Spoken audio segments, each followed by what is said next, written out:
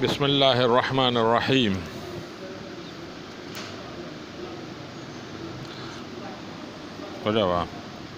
وَرَتَّبْتُهُ عَلَى مُقَدَّمَةٍ وَثَلَاثَةِ أَقْسَامٍ وَخَاتِمَةٍ بِتَوْفِيقِ الْمَلِكِ الْعَزِيزِ الْعَلَّامِ۔ اور ترتیب دیا میں نے اس کو، کس کو؟ رسالے کو، علی مقدمۃ، ایک مقدمہ، وثلاثۃ اقسام، تین قسم، وخاتمۃ، اور خاتمہ، بتوفیق الملک العزیز العلام، ساتھ توفیق کے جو بادشاہ ہے، غالب ہے، بہت جاننے والا ہے، مراد اللہ ہے۔ اللہ کی توفیق سے میں نے اس کو مقدمے اور تین قسم اور خاتمے پہ کیا، ٹھیک ہے جی۔ یعنی اس کتاب کے تین قسم ہیں، ایک مقدمہ، تین قسم، اور بولا خاتمہ۔ اصل میں اس کتاب میں خاتمہ ہے نہیں، صرف تین قسم ہے۔ یہ خاتمہ کیوں لکھا جی؟ اصل میں کسی کاتب کی غلطی ہو گئی ہے، جس نے خاتمہ لکھ دیا ہے، ورنہ اس میں خاتمہ ہے نہیں، مقدمہ ہے اور تین قسم ہے بس۔ باقی اعتراض یہ ہوتا ہے کہ بھائی اگر کسی کے غلطی سے ہوگی تو غلطی درست کرنی چاہیے نا۔ ہاں، تو ہمارے اسلاف کا طریقہ یہ ہے، کیونکہ یہ کتاب جو ہے یہ امانت ہے ابن حیان رحمۃ اللہ علیہ کی، اس میں ہم تغیرات نہیں کر سکتے۔ ہوا یہ کہ اس زمانے میں کسی کاتب نے لکھا، کاتب کی غلطی ہو گئی، اور وہی جو صحیفہ مشہور ہو گیا، پھیل گیا۔ دوبارہ اس کو صحیح کرنے کی ہم اجازت نہیں دیں گے، کیونکہ اگر ہم نے کہا کہ بھائی غلطی سے لکھا اس کو مٹا دو، پھر دوسرا کوئی اٹھے گا، وہ کہے گا بھائی یہاں پہ کچھ یہ بھی چیز ہونی چاہیے تھی، وہ زیادہ کر دے گا، وہی کوئی کہے گا بھائی یہ چیز زیادہ ہے، اس کو کم کر دو، تو پھر امانت باقی نہیں رہے گی، ٹھیک ہے۔ مشکات شریف ہے، مشکات شریف اصل میں صحاح ستہ یا تمام کتابیں ہیں جو حدیث کی، اس کا مجموعہ ہے، الگ کوئی کتاب نہیں ہے۔ تو صاحب مشکات نے اس ساری احادیث لکھ کے پوری بنائی، اور آخر میں ایک اسپیس چھوڑ دیا، جگہ چھوڑ دی کہ تاکہ اس پہ حوالہ لکھا جائے کہ یہ حدیث میں نے بخاری سے لی ہے، یا مسلم سے لی ہے، یا ابو داؤد سے لی ہے، یا ابن ماجہ سے لی ہے، کسی کہاں سے لی ہے، وہ چھوڑ دیے انہوں نے۔ تو کچھ تو آپ نے حوالے لکھے، لیکن اس کے بعد آپ کا انتقال ہو گیا، کچھ چھوڑ دیے۔ بعد کے جو مصنف حضرات علماء کرام تھے، ان کو وہ سارے حوالے مل گئے، لیکن اس جگہ پہ نہیں لکھے، بلکہ وہاں پہ ایک لکھ کر حاشیے میں، اوپر یہ حاشیہ ہے نا، یہ متن ہے، یہ حاشیہ ہے، حاشیے میں لکھ دی، کیونکہ علماء کرام کہتے ہیں یہ صاحب مشکات کی امانت ہے، اس میں تبدیلی ہم نہیں کریں گے۔ تو بھائی ہم جب ایک کتاب میں تبدیلی نہیں پہ کرتے تو قرآن میں کیسے کریں گے؟ ہاں، نہیں کریں گے۔ قرآن اسی لیے ویسا ہے، تو یہ بھی اسی لیے ہم نے تبدیلی نہیں کی۔ وَرَتَّبْتُهُ، اور ترتیب دیا میں نے اس رسالے کو، علی مقدمۃ، ایک مقدمے پر، وثلاثۃ اقسام، تین قسم پر، وخاتمۃ، اور خاتمے پر، بتوفیق الملک العزیز العلام، توفیق بادشاہ غالب اور زیادہ جاننے والے کے ساتھ۔ اما المقدمۃ، اب مقدمہ، وفی المبادی، اس میں ابتدائی شے، مبادی مانا ابتدائی ہوئے شے ہیں، ٹھیک ہے، تفسیر خود کرا ہے۔ التی یجب تقدیمها، وہ مقدمہ جس کو واجب ہے اس کو آگے لانا، مقدمے کو آگے لانا واجب ہے۔ کیوں بھئی؟ لتوقف المسائل علیہا، تاکہ جو مسائل ہیں اس کا موقوف اس پر ہے، مقدمے پر ہوتا ہے، ٹھیک ہے۔ تو مقدمہ ہوا موقوف علیہ، اور مسائل اس پر موقوف ہے، کیونکہ اس پہ موقوف ہے اس لیے اس کو پہلے لایا جاتا ہے، ٹھیک ہے جی۔ دوبارہ پڑھ لیتے ہیں۔ وَرَتَّبْتُهُ عَلَى مُقَدَّمَةٍ وَثَلَاثَةِ أَقْسَامٍ، ترتیب دیا میں نے اس کو مقدمے پر اور تین قسموں پر، وخاتمۃ، اور خاتمے پر، بتوفیق الملک العزیز العلام، ساتھ توفیق بادشاہ غالب اور زیادہ جاننے والے سے۔ اما المقدمۃ، پر ہاں مقدمہ، فہی المبادی، یہ اس میں ابتدائی چیزیں ہیں، التی یجب تقدیمها، وہ جو واجب ہے اس کو آگے لانا، لتوقف المسائل علیہا، کیونکہ موقوف ہے مسائل ان پر۔ ختم جی۔ فصل، اب فصل شروع ہے، وفیہا فصول ثلاثۃ، فیہا فصول ثلاثۃ، اس میں مقدمے 3 فصل ہیں۔ کتنے فصل ہیں؟ اب مقدمہ شروع ہے، مقدمے کتنے فصل ہیں؟ 3 فصل کے بعد مقدمہ ختم ہو جائے گا۔ اب فصل، ٹھیک ہے، فصل اول، فصل اول میں علم نحو کی تعریف بتا رہا ہے۔ علم نحو کس کو بولتا ہے، بولے جاتا ہے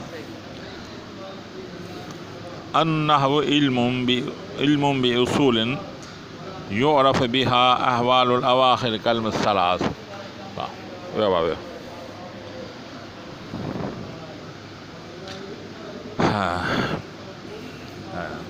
النحو علم باصول، نحو علم ہے ایسے اصول کی، یعرف بہا جو پہچانا جاتا ہے اس سے، احوال الاواخر کلم الثلاث 3 کلموں کی آخری کی حالت، من حیث اعراب والبناء، معرب اور مبنی ہونے کی حیثیت، وکیفیت الترکیب بعضها مع بعض، اور ایک دوسرے کو ملانے کا، ٹھیک ہے جی۔ النحو علم باصول، نحو علم ہے ایسے اصول کا، اصول اصل کی جمع ہے، اصل کی معنی ہے قاعدہ، ٹھیک ہے، ایسے قاعدوں کی علم ہے، ایسے قواعد کا علم ہے، ایسے قانون کا علم ہے۔ النحو علم باصول، نحو ایسے قانون کا علم ہے، یعرف بہا جو پہچانا جائے گا، احوال الاواخر کلام کا اواخر کلمے کی آخری حالت ہے۔ یہ ایسا علم ہے جس کے کلمے کی ہم آخری حالت جان لیں گے کہ یہ مرفوع ہے، منصوب ہے، مجرور ہے، اس سے ہم معلوم ہے آخری حالت، کلمے کا آخری لفظ کو پتہ چلے گا کہ یہ مرفوع ہے، منصوب ہے، اس علم کے ذریعے ہمیں معلوم ہوگا، ٹھیک ہے۔ کلم الثلاث 3 کلموں کا، اسم فعل و حرف کا، من حیث ایسی ان میں اعراب والبناء، معرب و مبنی ہونے کے، یعنی کلمہ یا تو معرب ہوگا یا مبنی ہوگا، معرب اور مبنی دونوں کی آخری حالت ہمیں بتائے گا، ٹھیک ہے۔ وکیفیت الترکیب بعضها مع بعض، اور طریقہ ملانے کا، کیفیت مانا طریقہ، ترکیب مانا ملانے کا، بعضها مع بعض ایک دوسرے کے، 2 کلموں کو ایک دوسرے میں سے ملانے کا طریقہ بھی ہمیں بتائے گا، ٹھیک ہے۔ یعنی اگر فعل ہو، اسم ہو، حرف ہو تو ہم کیا کریں، پہلے فعل لائیں، پہلے اسم آئے، کیسے ان کو ملائیں، یہ بھی ہمیں بتائے گا، آخری حالت بھی بتائے گا اور ایک دوسرے سے ملانے کا طریقہ بھی بتائے گا، ٹھیک ہے۔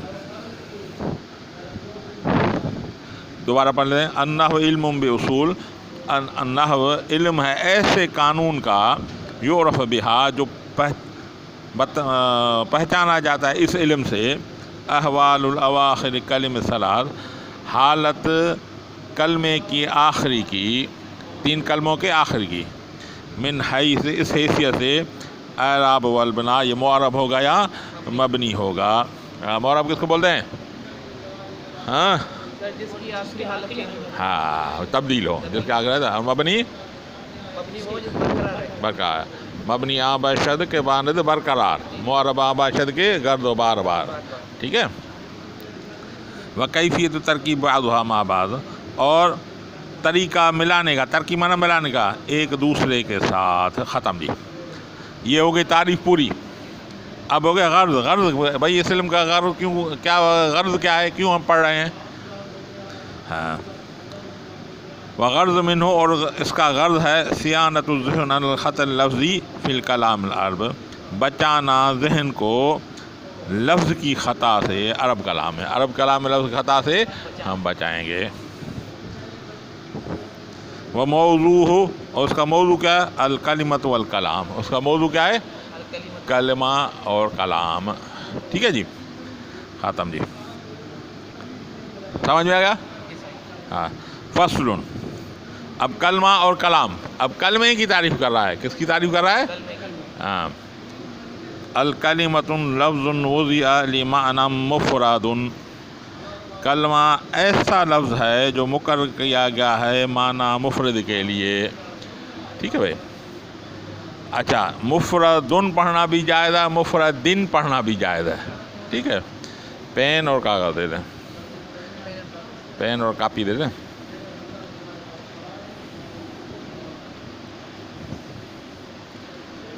بڑے سے لکھوں.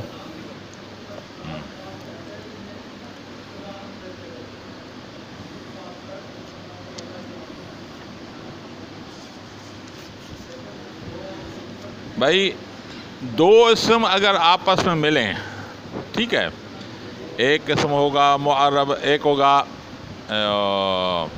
معرفہ، دوسرا اور نکرہ. نکرہ اور معرفہ دو اسم آپس میں ملیں تو اس کی چار صورتیں ہوتی ہیں.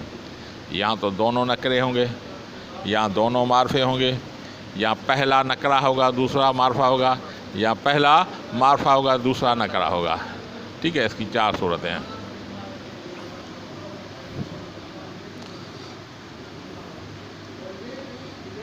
رجل شجاع، ٹھیک ہے.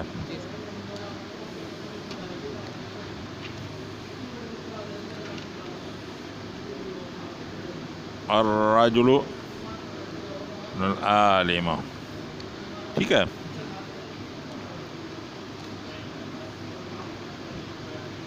غلام زید،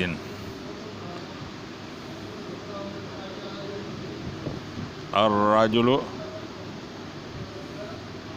عالم.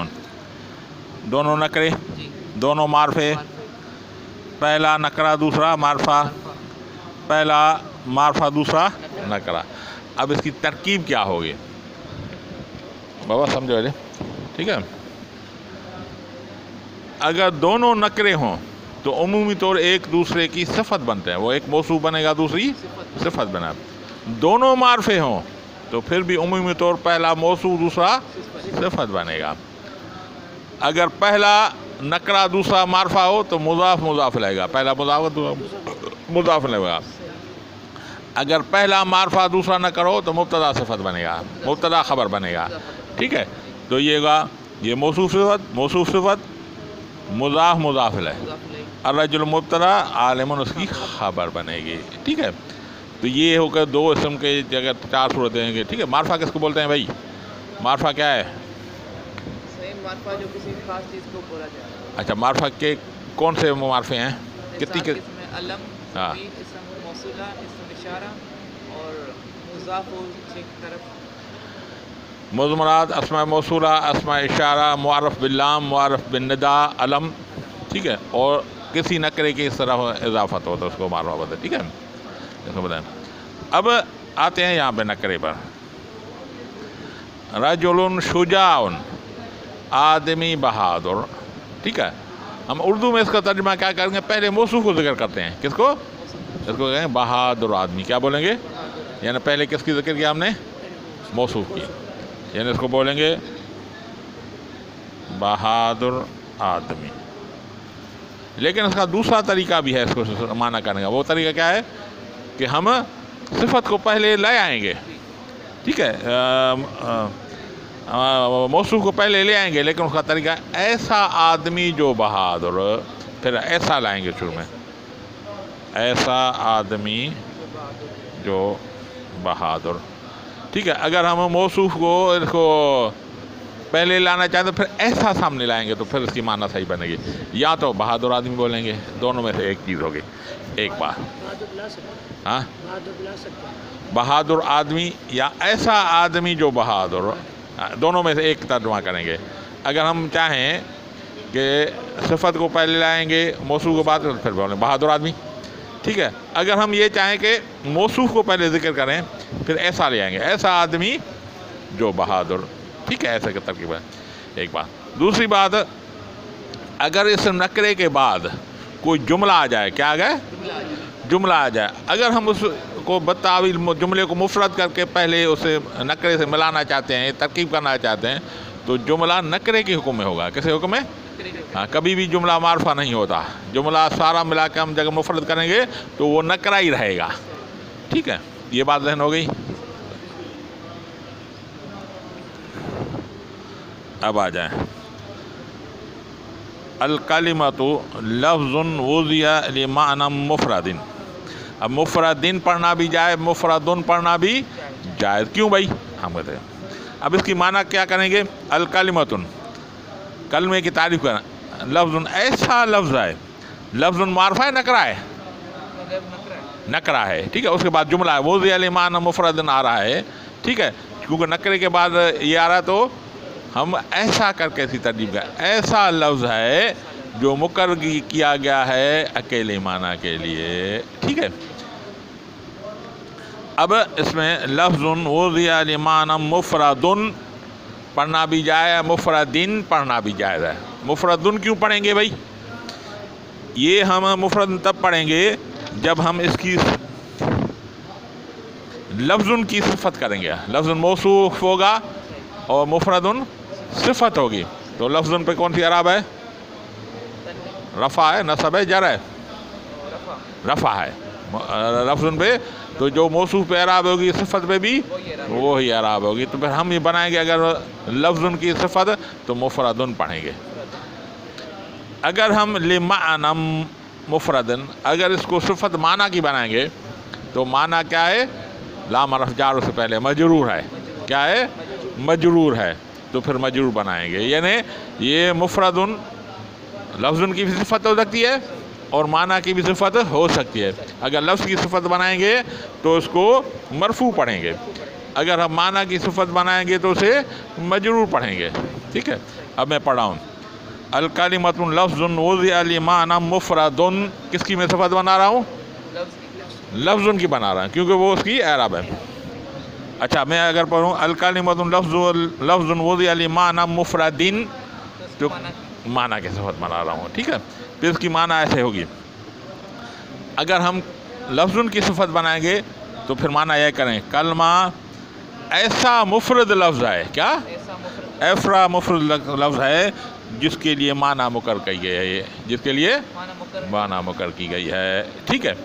اگر ہم مفرد کو صفت بنا معنی کی تو اس کی پھر معنی کیا ہوگی؟ اس کو معنی کیسے کریں گے؟ کلمہ ایسا لفظ ہے جو مفرد معنی کے لیے مقرر کیا گیا ہے. کیا ہے نا؟ مفرد. پہلے میں کیا ہے؟ مفرد لفظ کے لیے مقرر گیا ہے. اس میں مفرد معنی کے لیے مقرر کیا گیا ہے. تو پھر اس کی یہ ہوگی. ٹھیک ہے. بات سمجھ میں آ گئی؟ اب یہ میں آپ سے ایک سوال پوچھا ہوں. لمعنی معنی پہ تو زبر ہے، یہ جر کیسے آ گئی اس پہ؟ ہاں لمعنی مفردن پڑھ رہے ہیں، لمعنی مفردن تو نہیں پڑھ رہے ہیں. ہاں یہ کیوں ہو گئی؟ معنن اصل میں تھا معنین. کیا تھا؟ معنین. کاپی دیں.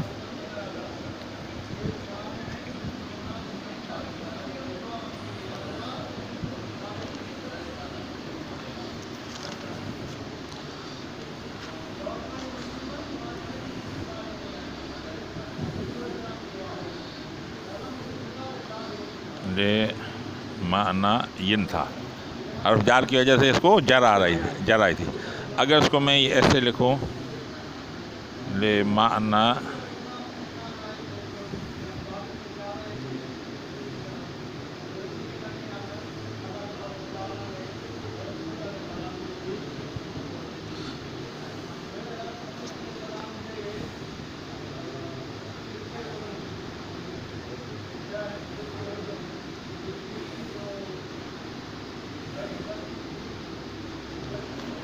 لمعنین، یہ کیا ہے؟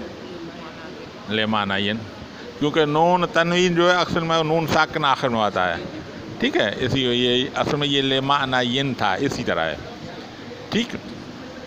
اب ایک قانون ہے، یا متحرک ہو ما قبل اس کا مفتوح ہو تو اسے کیسے بدل جاتا ہے؟ اس کو کیوں کہ بدل کیا جاتا ہے؟ نہیں، واو متحرک ہو ما قبل اس کا مفتوح ہو. ٹھیک ہے. جیسے قال، ہاں الف سے بتایا. جزاک اللہ. اسے الف سے بتایا. جیسے قول اس میں کیا تھا؟ قول تھا. یعنی یہ حروف گھنٹو دیا حروف علت ماں قبل اس کا متحرک ہو تو اس کو الف سے یہ رامایا اصل میں تھا، راما اصل میں کیا ہے رامایا، تو یہ کو مطلب ہم نے بتایا قانون کے تحت یہ ماں قبل اس کا کیا مفتوح ہے، لمعنین متحرک ہے نا، تو اس کو الف سے بتایا، اس کو الف سے تبدیل کیا، ٹھیک ہے۔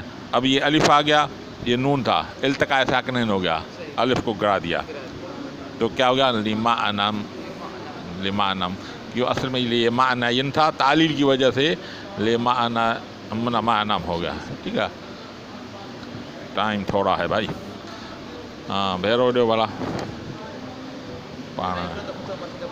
جی پڑھائی چڑھا ہلو ورتبت علی مقدمۃ و ثلاث اقسام، ترتیب دیا میں نے اس کو مقدمے اور 3 قسم پر، و خاتمۃ اور خاتمے پر، بے توفیق الملک العزیز العلام، ساتھ توفیق بادشاہ غالب اور بہت علم والا۔